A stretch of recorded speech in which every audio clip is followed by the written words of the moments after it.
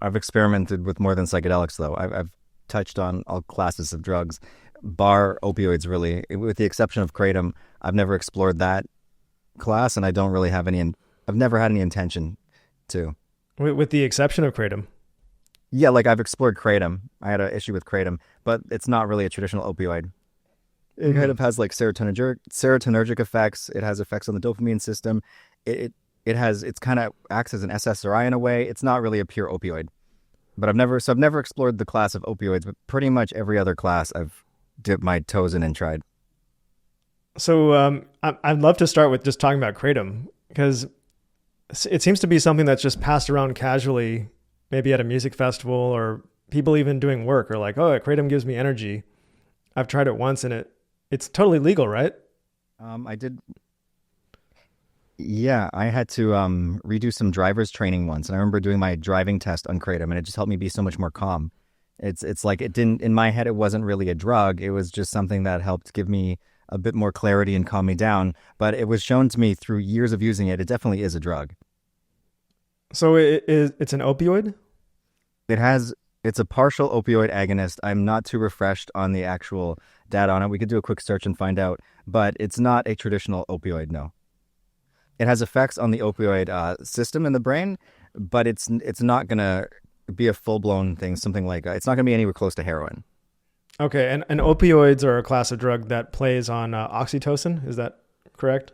I don't think they play on oxytocin. No, Oh, okay. For some reason I was under the impression that like things like heroin are targeting oxytocin and they're like love drugs. I don't know much about heroin, so I can't talk on something that I don't know much about.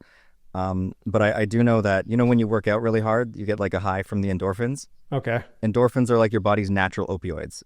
So every drug that has a chemical reaction in our body, it's because we have something naturally that we create in our system that uses those receptors. So natural opioids, again, would be endorphins from training, exercise. And then when you take something like Kratom, it's going to bind to the same receptors in your mind because you already have a natural chemical that your body creates that binds to those receptors. That's kind of how it works. So it would just work on the opioid receptors. If it has like a cascading effect on oxytocin, I'm not too sure. Maybe it does. Again, I don't have much knowledge on opioids. Okay, yeah, same. I don't know much about opioids. I haven't covered them. So maybe we should get back to what we do know about. I know about Kratom, though. I was addicted to that for 8 years. Really? And like how severe was this addiction?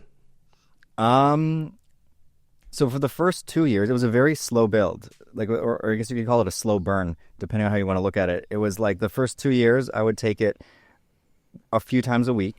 It wasn't every day. And then after that, it kind of built up into, I could be remembering wrong. It could have just been the first year that was a few times a week. I don't know. This is 10 years are kind of blurry. But it built slow. And then it slowly turned into taking it once a day. And then if I missed a day, I would, like you could tell, like I would feel off, but it was just one dose a day. And I was very steadfast to never increase it more than twice a day. Because I knew, like, once you get past twice a day, like, you're in serious trouble in terms of having to face withdrawals. And you're not going to be able to function without it, basically. But I can't remember what happened. Probably just going through a lot of emotional stress in my life. Something happened where I broke my own rule and I started taking it twice a day. And then from there, it just turns into 3 times a day. And the more I would take it, the faster I found the withdrawals would come. It got to the point where within 3 hours of taking it, I'd start getting a runny nose. And it's like the only way to fix the runny nose was to take another tiny dose. So I'd backwards rationalized to myself, at least I'm taking small doses. I wouldn't take like 30 grams in a go. I'd take like 2 grams.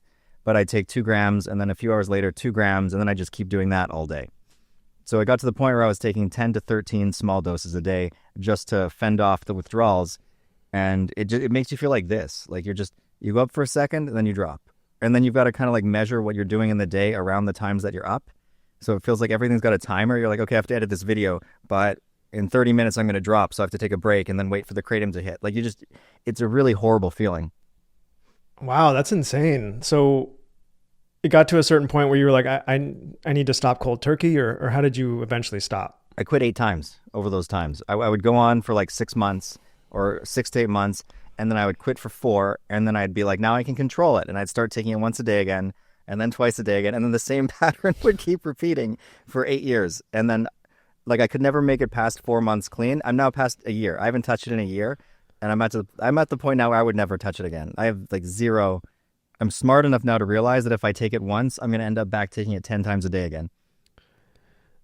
Wow. Well, I think that's why there's such a great value in what you're doing and sharing your stuff on the internet, because it's like a very clear cautionary tale. Not that everybody's going to get addicted like you did.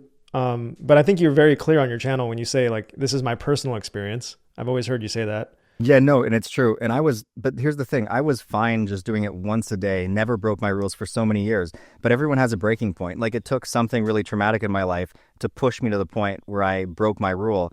And then it was like, once I just ran over that really hard rule that I had for myself, it's like the floodgates open and everything was okay. So I feel like most people do have a breaking point. I'm not saying everyone's going to reach it, but depending on what's going on in people's lives, a lot of us do have this point where we'll reach where it's like just all bets are off and we just kind of go crazy. And I don't know, I think drugs like Kratom are dangerous because you depend on it. Like when you're that addicted, you're depending on it for just feeling normal. Once it gets to the point where like homeostasis is only reached when you're on the drug, I think that's just dangerous, just even for your emotional, even if it's not physically dangerous, for your emotional well-being, it is dangerous on that level. So what's the final withdrawal like, getting off it?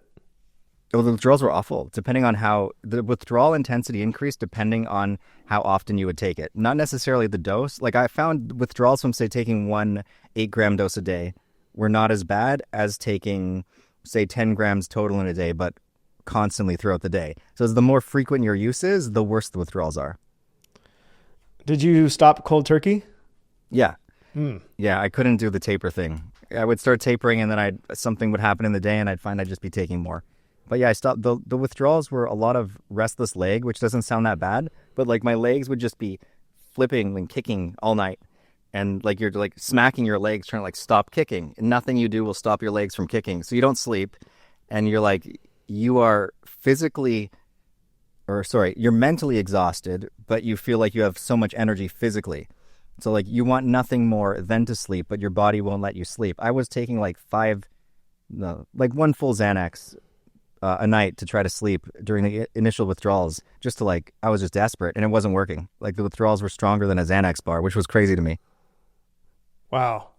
I think with drugs or substances or food or anything that you get a lot of pleasure from, and there's a part of your brain that's like, whoa, you're enjoying this a lot. You need to kind of step away from this. I find that rituals are extremely important, to have like very strict rituals around the thing. Like, okay, I'm only going to do it at night with friends after I finish my work, and if you break those rituals, you got to hold yourself very accountable, and it's good to have a healthy amount of shame around that. And it sounds like, one of your rituals was once a day.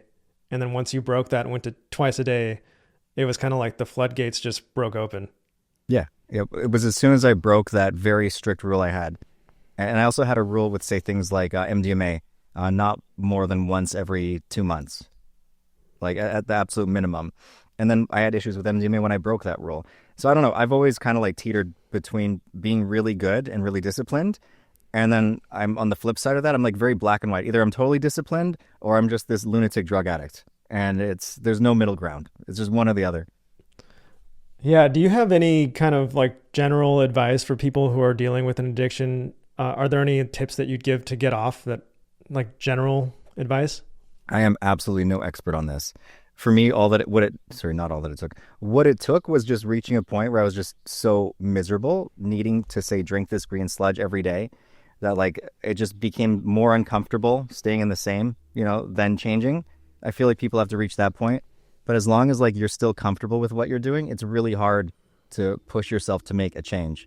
So it's kind of good when like your life falls apart and you kind of hit like, a new bottom, because then you're just so uncomfortable with how shitty life is, you want to change. But I wouldn't know what to say to someone who's not at that point yet. It's almost like you have to get to that point to then finally face like these really painful withdrawals, or to finally like look at what you're doing. Yeah, I guess people don't really change until not changing is the more uncomfortable option, or it's like they don't change until they're forced to.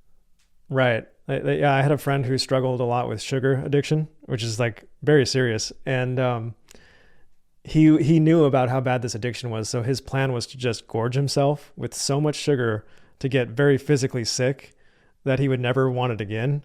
And it was like he was like, I need you to help me do this. And it was really gross. Like the amount that he ate in one day, and he was getting like really sick, and it was really disturbing.